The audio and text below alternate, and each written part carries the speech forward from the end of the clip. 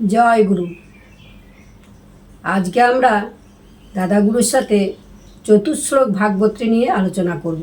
কেউ যদি ভাগবত পড়তে সময় না পান, এই চারটি শ্লোক যদি কেউ পাঠ করে দিনে একবার, তাহলে পুরো ভাগবতের ফলটাই তার পাওয়া যায়। এটাই ভাগবতে বলছে। ছোট্ট মতো আমরা সেটা আজকে আলোচনা করব দাদাগুরুর সাথে। দাদাগুরু সংস্কৃতটা বলবেন আর আমি বাংলাটা অনুবাদ করব। জয় গুরু।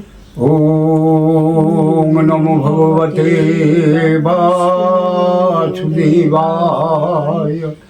প্রাণনাথায় শ্রীকৃষ্ণায় গোবিন্দায় নমো নমঃ।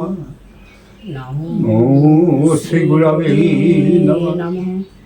এই যে 12টা অক্ষরে ওম নমো ভগবতে বাসুদেবায়, এই 12টা অক্ষর নিয়ে হয়ে গেল 12টার স্কন্ধ শ্রীমদ্ ভাগবত মহাপুরাণের।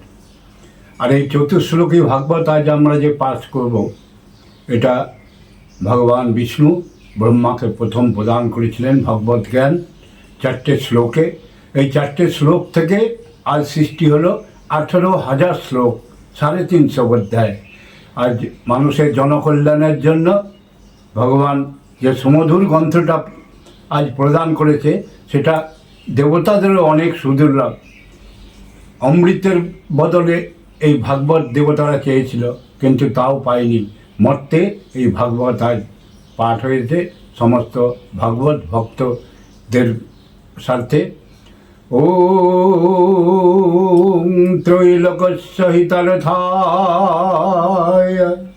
জনস্য হৃদি সংস্থিতে শ্রীমদ্ভগবদ্গীতা শ্রীমদ্ভগবত মহাপুরাণ চতুশ্লোক অহমেব সমীবগ্রে নন্নাদ যৎকথয়তো স্বয়ং পশ্চাদহং যদেতচ্চ সোহবচিষ্যতে সোষ্মহং ईतर्तं यत्पत्येत न पत्येत चत्मनि तद्विद्यादमत्मानमयं यथा वास तथा तम यथा महन्ति भूतानि भूतजत्सवतेर्वनु प्रविष्टन्न प्रविष्टानि तथा ते शुनते देवहम् हेतुवादव जिज्ञासं तत्तजिज्ञात्मन अन्वयो वतिरेकभं यो সৎসর্বত্র সর্বদা। এইবার এই চতুশ্লোকী ভাগবত আমি পাঠ করলাম। আমার ধর্ম দিদি আছেন, উনি বাংলাতে আপনাকে অনুবাদ করে শোনাবেন। সৃষ্টির পূর্বে কেবল আমিই ছিলাম।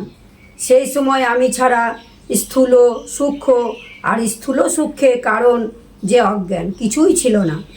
এই সৃষ্টি যেখানে নেই সেখানে কেবল আমিই আছি, এবং এই সৃষ্টিরূপে যা কিছু পরিচিত হচ্ছে তাও আমি। আবার তার অতিরিক্ত বা অবশিষ্ট যা কিছু তাও আমি। বাস্তবিক যেখানে যা নেই, অর্থাৎ যার অস্তিত্ব নেই, কিন্তু একটা কিছু পদার্থের জ্ঞান আছে। যেমন দুটো চন্দ্র না থাকা সত্ত্বেও আকাশে এবং জলে প্রতিবিম্ব রূপে দুটি চন্দ্র দেখা যায়, যদিও সেটি মিথ্যা। অথবা যা আছে অর্থাৎ বিদ্যমান, অথচ বোঝা যাচ্ছে না। যেমন আকাশে রাহু গ্রহ আছে, কিন্তু নক্ষত্র সময়ের মধ্যে রাহুর দর্শন হচ্ছে না। এই দুটো অবস্থায় অভাবনীয় ব্যাপার। একে আমরা মায়া বলে জানবে। ক্ষিতি, অপ, তেজ প্রভৃতি মহাভূত যেমন ভৌতিক ঘটপটাদিতে বা মনুষ্যাদিতে জীবদেহে অনুপবিষ্ট থাকে, আবার জীবদেহ ছাড়া অন্যত্র আকাশাদি বর্তমান। সুতরাং তাতে অপবিষ্টও বটে। সেরকমও সেই সব জীবদেহের দিক থেকে দেখলে আমি তাদের মধ্যে আত্মারূপে চৈতন্য শক্তিরূপে প্রবেশ করে রয়েছি। আবার আত্মদৃষ্টিতে তত্ত্বদৃষ্টিতে আমি ছাড়া কোথাও অন্য কিছু নেই বলে আমি এদের মধ্যে প্রবিষ্ট না হয়েও রয়েছি।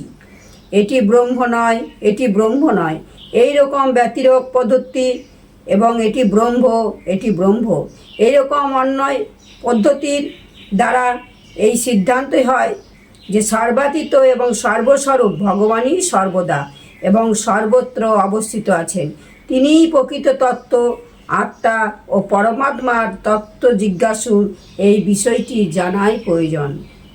ওম সচ্চিদানন্দরূপায় বিশ্বোৎপত্তিহেতবে তাপত্রয় বিনাশায় শ্রীকৃষ্ণায় বয়ং নমঃ। ওম নমো ভগবতে বাসুদেবায় প্রাণনাথায় শ্রীকৃষ্ণায় গোবিন্দায় নমো নমঃ।